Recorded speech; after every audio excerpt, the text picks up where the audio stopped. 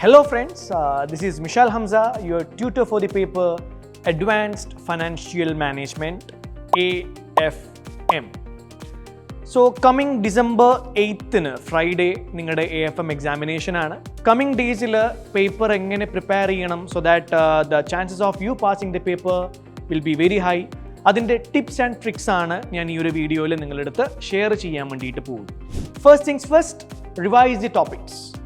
AFMലെ syllabus when compared to other P-level papers കുറച്ച് ഷോർട്ടാണ്. ആകെ ഒരു 4-5 ഏരിയാസ് ഓഫ് സബ്ജക്ട്സ് മാത്രമേ ഉള്ളൂ. ഫസ്റ്റ് തിങ് ഇൻവെസ്റ്റ്മെൻറ്റ് അപ്രൈസൽ, അതിൽ ബേസിക് ആൻഡ് അഡ്വാൻസ്ഡ്, അതായത് ഫോറിൻ ഇൻവെസ്റ്റ്മെൻറ്റ് അപ്രൈസൽ ഉണ്ട്. സെക്കൻഡ് തിങ് നമ്മുടെ ബിസിനസ് ഫിനാൻസിൽ cost of capital and APV, അത് നിങ്ങളൊന്ന് റിവൈസ് ചെയ്യുക. ഈ കോസ്റ്റ് ഓഫ് ക്യാപിറ്റൽ തന്നെ റിസ്ക് ചേഞ്ച് ചെയ്യുന്ന സമയത്ത്, ബിസിനസ് റിസ്ക് ഒക്കെ ചേഞ്ച് ചെയ്യുന്ന സമയത്ത് ആ ഒരു പ്രൊജക്ട് സ്പെസിഫിക് വാക്ക് എങ്ങനെ കമ്പ്യൂട്ട് ചെയ്യണം എന്നുള്ള ഏരിയ അത് ഫ്രീക്വൻ്റ്ലി ടെസ്റ്റഡ് ആണ്. പിന്നെ ബിസിനസ് വാല്യുവേഷനിൽ before acquisition valuation and post acquisition valuation of the combined entity അത് കോമൺലി ചോദിക്കാറുണ്ട്. അതുപോലെ തന്നെ റീകൺസ്ട്രക്ഷൻ എന്നുള്ള ഏരിയയിൽ നിന്നും നിങ്ങൾക്ക് ഒരു 25 മാർക്സിൻ്റെ ക്വസ്റ്റ്യൻ വരാൻ ചാൻസ് ഉണ്ട്. And the most frequently tested and an important question is coming from the risk management, both currency as well as interest rate. അപ്പോൾ ഈ പറയുന്ന എല്ലാ ഏരിയാസും നിങ്ങൾ ഒന്നുകൂടെ റിവൈസ് ചെയ്യുക, അതിലെ ക്വസ്റ്റ്യൻസ് നിങ്ങൾ ഒന്നുകൂടെ ചെയ്യുക. And when doing the question, make sure that in the same day you are doing the questions of all the topics.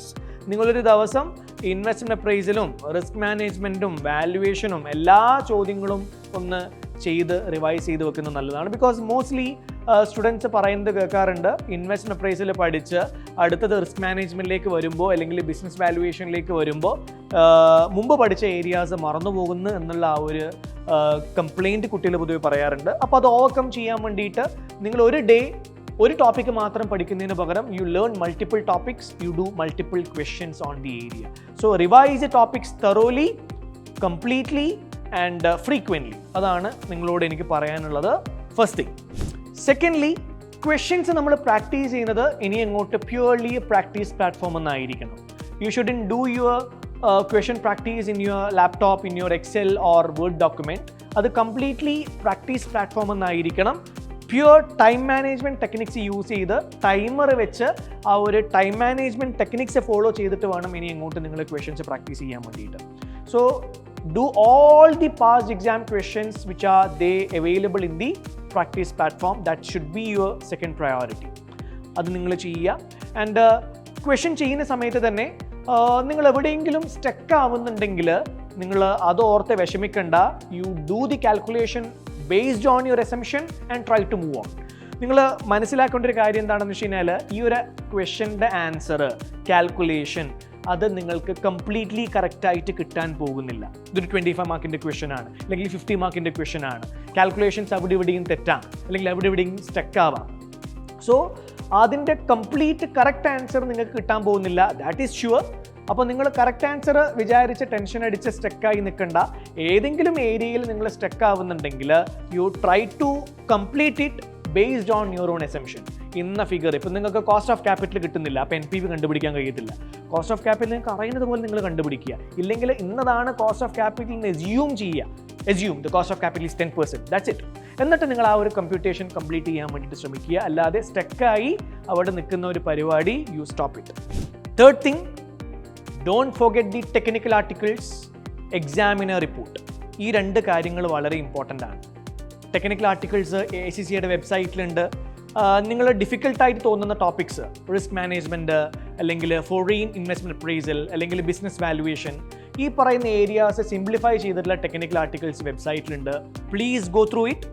അതുപോലെ തന്നെ കഴിഞ്ഞ കുറച്ച് എക്സാമിനേഷൻ്റെ may be last 2 or last 3 എക്സാമിനേഷൻ്റെ എക്സാമിനർ റിപ്പോർട്ട് അത് സൈറ്റിൽ അവൈലബിൾ ആണ്.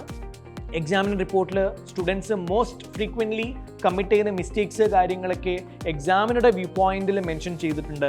അത് വായിച്ചു കഴിഞ്ഞാൽ നിങ്ങളുടെ ആൻസേഴ്സ് എങ്ങനെ നിങ്ങൾക്ക് ഇംപ്രൂവ് ചെയ്യാൻ പറ്റും എന്നുള്ളതിനെ കുറിച്ചിട്ടുള്ള ഒരു idea you will get it. So go through it. Fourth, mock examination. That is very important.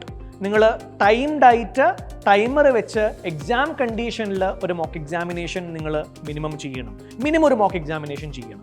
And അത് നിങ്ങളുടെ ട്യൂട്ടറെ കൊണ്ടോ അല്ലെങ്കിൽ നിങ്ങൾ സെൽഫായിട്ടോ അതൊന്ന് ഇവാലുവേറ്റ് ചെയ്യുക, so that you can identify where things are getting wrong and how can you improve. ഇങ്ങനെയുള്ള കാര്യങ്ങൾ നിങ്ങളുടെ മെയിൻ എക്സാമിനേഷന് മുമ്പേ നിങ്ങൾക്ക് ഐഡൻറ്റിഫൈ ചെയ്യാൻ പറ്റുവാണെങ്കിൽ ഇഷ്യൂസ് എവിടെയാണ് വരുന്നത്, അതെങ്ങനെ ഓവർകം ചെയ്യാൻ പറ്റും എന്നുള്ള കാര്യങ്ങൾ നിങ്ങൾക്ക് മെയിൻ എക്സാമിനേഷന് മുമ്പേ ഐഡൻറ്റിഫൈ ചെയ്യാൻ പറ്റുന്നത് വളരെ നല്ലതാണ്. So make sure that you are doing minimum 1 mock examination under strict exam conditions.